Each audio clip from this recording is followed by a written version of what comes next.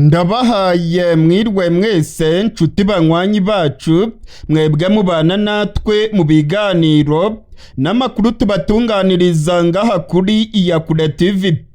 Iyakure TV ni mbonesha kure imwe rudende ibashitsa ko amakuru yizegwe, amakuru atosoye, amakuru aba yatohojwe n'itsinda ry'abamenyesha amakuru b'inzobere mu karere k'ibiyaga binini, maze tukayabashikiriza mu buryo bwihuse. Sangwa kaze rero muri aya makuru yacu yo kuri uyu mugoroba, igenekerezo rya 19 ukwezi kwa karindwi umwaka w'ibihumbi 2025. Niba utarakanda kuri subscribe bikore rwose, wibuke gukanda kuri like ndetse usangiza abandi ibiganiro byacu. Muri aya makuru yacu turababwira ko drone bivugwa ko ari y'abarwanyi ba M23 yarashwe n'igisirikare cya FRDC muri teritwari ya Walungu ni muri Sud Kivu. Ibingibi byabaye kuri rigenekerezo rya 19 ku isaha y'isa 8:30.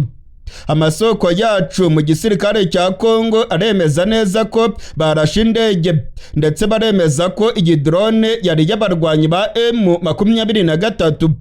Iby'iyi drone yarasiwe muri teritwari ya Walungu turaza kubigaruka ko muri aya makuru yacu. Muri aya makuru yacu kandi turababwira ko imirwano irimo kubica bigacika mu micungararo y'umujyi wa Bukavu. Igisirikare cya Kongo n'abazarendo barimo kurasana na M23. Amasasu menshi akomeje kumvikana mu mujyi wa Bukavu. Iby'iyi mirwano nabyo turaza kubigaruka ko muri aya makuru yacu.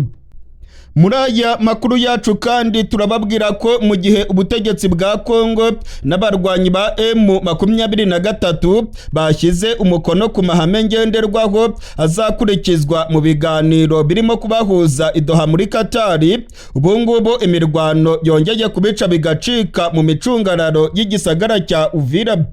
Imirwano irimo kubica bigacika. Abasirikare ba Kongo ndetse n'abacancuro ba FRDC barimo guhangana n'abarwanyi ba M23. Umumenyesha makuru wacu Dani Faruku uri muri Kivu y'Amajyepfo aravuga yuko amasase menshi cyane arimo kumvikana muri kariya gace. Mu gihe rero ubutegetsi bwa Kongo na M23 bumvikanye ko bagomba guhagarika intambara burundu, imirwano igahagarara, ibintu ntabwo ariko bimeze ku rubuga rw'imirwano. Ku rubuga rw'intambara amasase menshi arimo kumvikana, imirwano irimo kubica bigacika. Iby'iyi mirwano irimo kubera muri Kivu y'Amajyepfo mu micungararo y'igisagara cya UVIRA nabyo turaza kubigaruka ko muri aya makuru yacu. Muri aya makuru yacu kandi turaza kugaruka kuri aya masezerano igihugu cya Kongo cyasinyanye n'abarwanyi ba M23. Ni amasezerano bise Declaration de Principe, amahame ngenderwaho azayobora imirongo mikuru y'ibiganiro ubutegetsi bwa Kongo buzagirana n'abarwanyi ba M23. Aya mahame shingiro buri ruhande rurimo kuyasobanura ukwarwo. Ubutegetsi bwa Kongo burimo kwigamba ko ari intsinzi. Ubutegetsi bwa Kongo buravuga yuko M23 igomba guhita iva mu mujyi wa Goma ndetse na Bukavu. M23 nayo ikavuga iti nimuvuge muvuye aho, ntidushobora kuva mu mujyi wa Goma ndetse na Bukavu, ndetse nta n'ahantu na hamwe handitse ko M23 igomba kuva mu birindiro byayo. Ahubwo M23 nayo ikavuga yuko aya mahame shingiro ari intsinzi ku ruhande rw'intare za Sarambwe. Ese ninde wegukanye intsinzi muri aya mahame? Ese buri ruhande rwungukira iki muri aya masezerano? Ibingibi rero nabyo turabigaruka ko muri aya makuru yacu.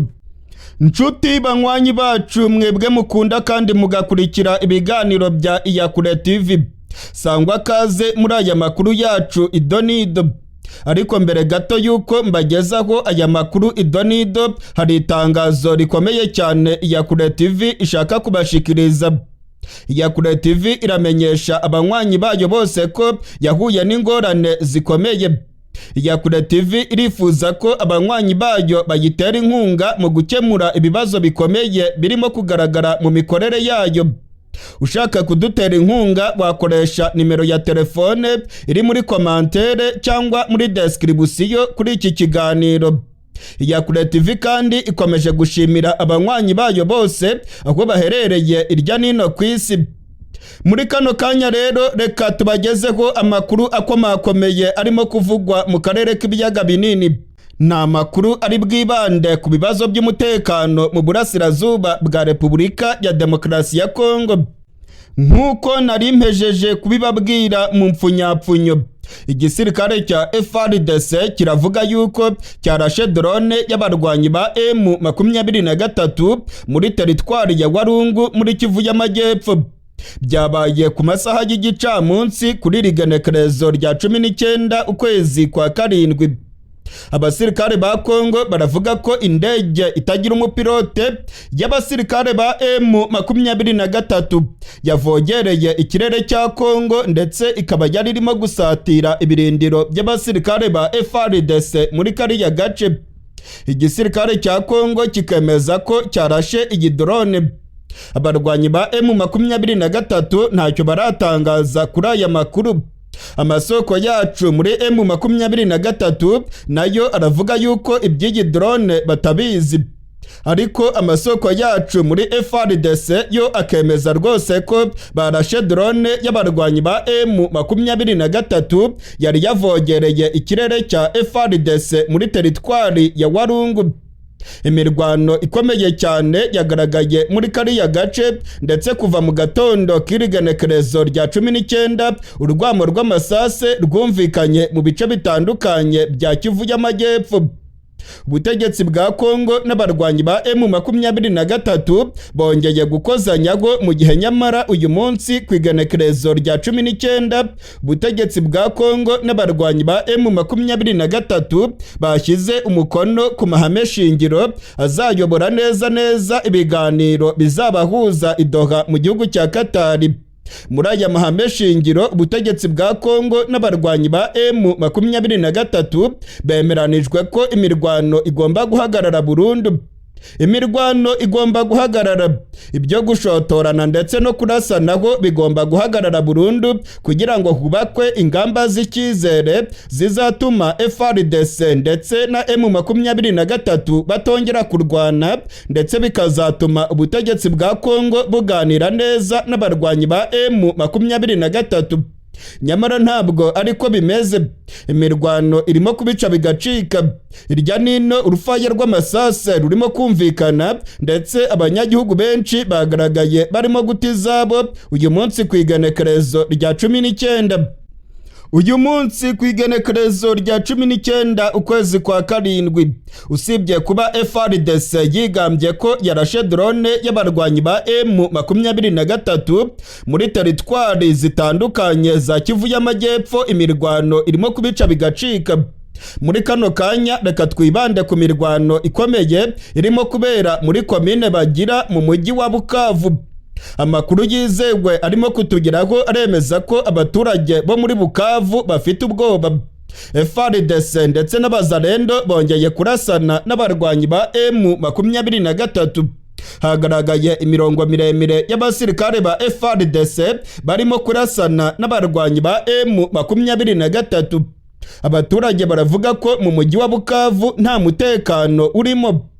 FARDC ngo yabashije kumenera mu mirongo y'ubwirinzi y'abarwanyi ba M23, ndetse biragaragara ko igice cya Bukavu, igice kigizwe na komine Bagira ndetse n'ibindi bice bitoya by'amakomine ya Kadutu, umutekano ukomeje kuba ndanze.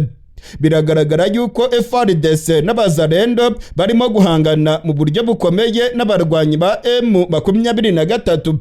Hari amasase menshi cyane yumvikanira mu mujyi wa Bukavu. Uyu mujyi wa Bukavu uri ku nkengero za Repubulika ya Demokarasi ya Kongo, ndetse uyu mujyi uhana urubibe n'igihugu cy'u Rwanda. Hari amakuru yavugaga yuko amasase yaba yarenze ikirere cya Kongo maze akagwa mu gihugu cy'u Rwanda. Gusa nta soko n'imwe iratwemerera iby'aya makuru. Ni amakuru kandi Iyakure TV itabashije kugenzura ukuri kwayo. nta ruhande na rumwe ruremeza iby'aya makuru yuko amasase amwe n'amwe yaba yavuye muri Kongo akagwa ku butaka bw'u Rwanda. Kugeza ubu turiko turavugana rero kuri aya masaha y'ijoro imirwano irimo kubica bigacika muri Kivu y'Amajyepfo mu mujyi wa Bukavu.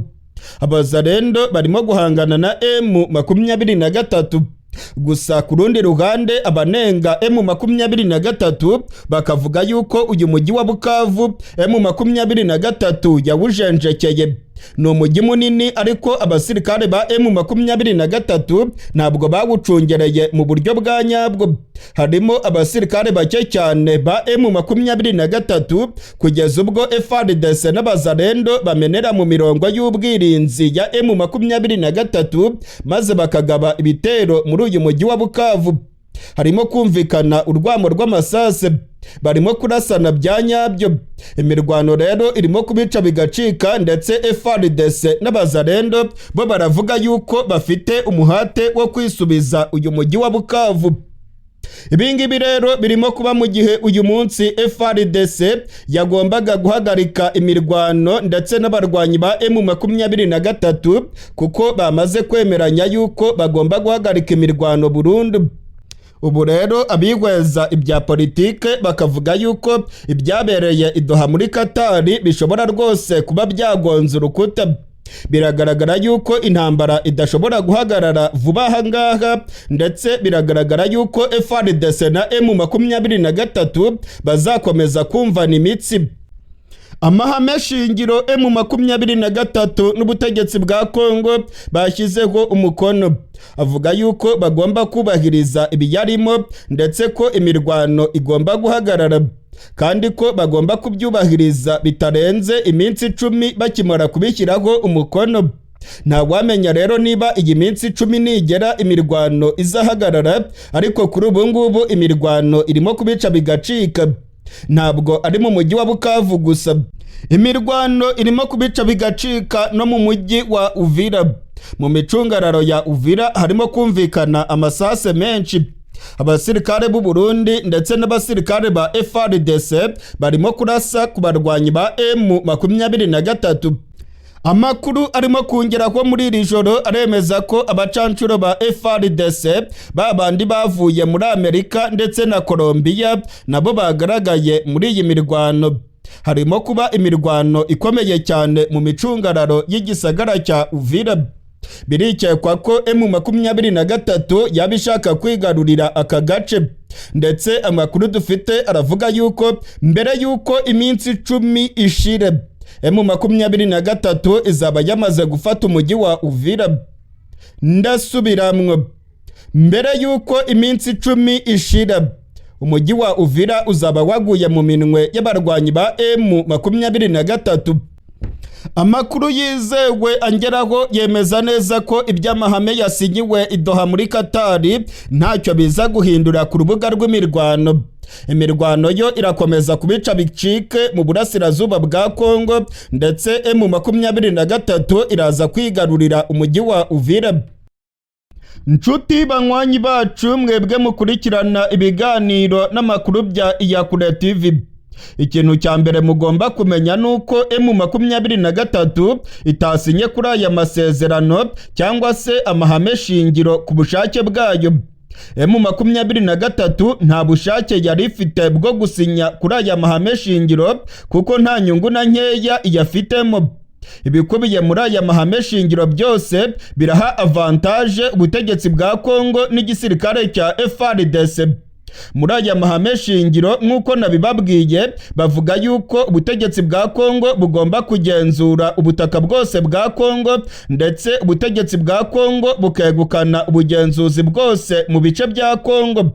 Ibingibi bivuze yuko M23 igomba kuva mu mujyi wa Goma ndetse na Bukavu. Abategetsi ba Kivu y'Amajyaruguru na Kivu y'Amajyepfo bashyizweho na M23 bagomba kuvaho vuba na bwangu, maze abashyizweho n'ubutegetsi bwa Kinshasa bakaba aribo barongora Kivu y'Amajyaruguru na Kivu y'Amajyepfo. Muri aya mahame shingiro kandi biragaragara yuko ubutegetsi bwa Kinshasa bugomba gukontorora ibice byose bya Kongo. igisirikare ndetse n'igipolisi cya Kongo bagomba kugira ubugenzuzi ku bice bigenzurwa na M23. Ibi bivuze ko M23 izava mu birindiro byayo. Nk'uko mubyumva rero, aya mahame shingiro azagenderwaho nta nyungu na nkeya M23 iyafitemo, ntazo rwose. Nta nubwo M23 yari kubishyiraho umukono ku bushake bwayo. Dore rero uko ibintu byagenze. Leta Zunze Ubumwe za Amerika n'igihugu cya Katari bashyize igitutu ku barwanyi ba M23 babategeka gusinya kuri aya mahame shingiro. Mu minsi ishize mwaramubonye umujyanama wa Perezida Donald Trump, Masad Burosi, yarari i Doha mu gihugu cya Katari. Hari abanyamerika bari mu itsinda ririmo gukurikirana iby'ibi biganiro n'aya masezerano, nibo bakomeje gushyira igitutu kuri M23 kugira ngo isinye kuri aya masezerano. Hari amakuru avuga yuko intumwa za Leta Zunze Ubumwe za Amerika zakoze ibishoboka byose kugira ngo bashyire igitutu kuri M23.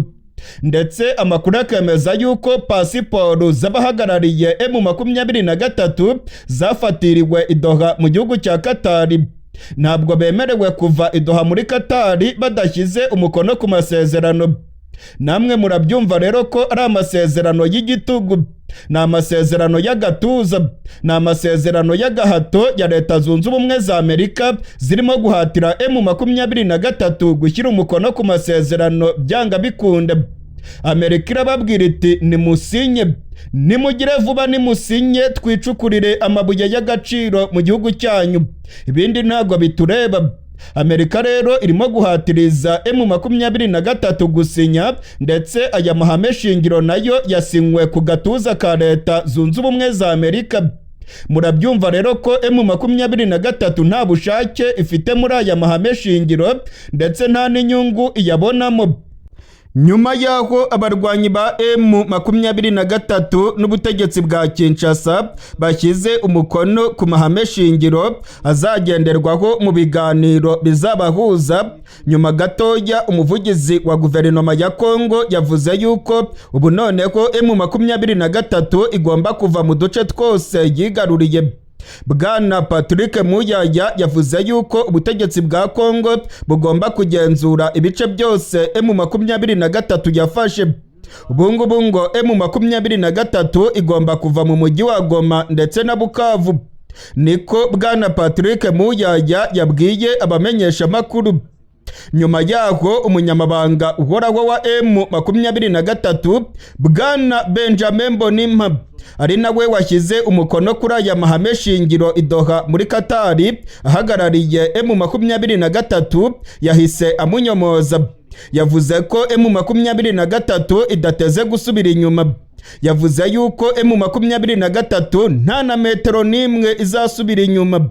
Yavuze yuko ibice byose M23 ifite izakomeza kubigenzura kugeza igihe cyose impamvu za nyazo zizigwaho, ndetse bakabiganira mu biganiro bizabera i Doha muri Katari.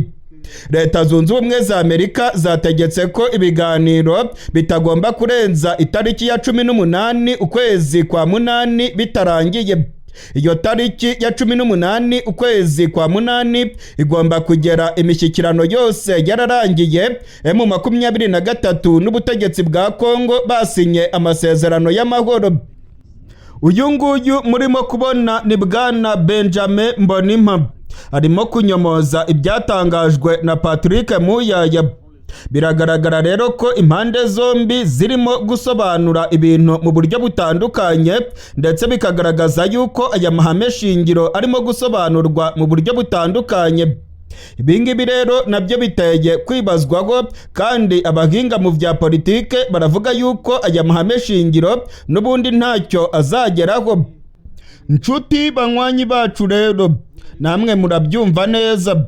Kuba M23 yarashyizweho igitutu ngo isinye kuri aya mahame shingiro biragaragaza ko nta nyungu ibifitemo, ndetse nta n'ubushake bwayo ibifitemo. Ibingibi rero birerekana ko M23 kugira ngo nayo igaragaze imbaraga zayo, nta kabuza izakoresha uruhembe rw'umuheto. M23 ikintu cyonyine izi gukora neza ni ukurwana, ni uguhondagura FARDC ikayirukankana ku mirongo y'urugamba, maze Tshisekedi nawe akabona yuko ibintu bikomeye. Bamwe mu bagira inama M23 bavuga yuko ubungubu noneho igihe cy'intambara kigeze cya nyacyo. Ubungubu M23 ikwiye kurwana mu buryo budasanzwe, igafata umujyi wa UVIRA, igafata intara ya Tanganyika, bagafata Kisangani ndetse bagafata na Maniema, maze bakerekana imbaraga z'imitsi yabo. Ibingibi bizatuma Tshisekedi yongera gusubiza ubwenge ku gihe, maze yemere kuganira n'izi nyeshyamba mu buryo bwa nyabwo bwo kubahana, hatarimo igitutu cya Leta Zunze Ubumwe za Amerika. Amakuru atugeraho kandi yemeza ko M23 nayo rwose idashobora kwemera kuva mu mujyi wa Goma ndetse na Bukavu. Byabatwaye imbaraga nyinshi gufata ibice barimo kugenzura. Ntabwo rero igitutu cya Leta Zunze Ubumwe za Amerika cyatuma bano barwanyi bava mu bice bigaruriye gutyo gusa. Oya rwose, ahubwo amakuru dufite aremeza ko intambara ya nyayo aribwo igiye gutangira, kubera ko umujinya wa M23 igiye kuwutura kuri FARDC, maze ibarase umusubirizo, ibirukankane, ibambure ibindi bice byinshi. Abibwira yuko M23 izava mu mujyi wa Goma ndetse na Bukavu gutyo gusa, ndabamenyesha ko baba bibeshya. Aya masezerano nicyo arimo kuvuga, ariko ntabwo bizakorwa rwose. M23 ntabwo yava mu mujyi wa Goma ndetse na Bukavu gutyo gusa ngo nuko abanyamerika bayihatirije gusinya kuri aya masezerano. Amakuru dufite nuko M23 nayo izakomeza gukoresha imbaraga zayo ndetse igashyiraho igitutu mu mirwano, ndetse kugeza igihe ubutegetsi bwa Kongo buzagaragaza yuko noneho bukeneye kuganira mu buryo bw'ubwubahane. Amakuru dufite nuko ibi biganiro birimo kubera i Doha muri Katari, ubutegetsi bwa Kongo burimo gutegeka ibyo bushaka, maze abanyamerika nabo bagategeka M23 kubishyiraho umukono.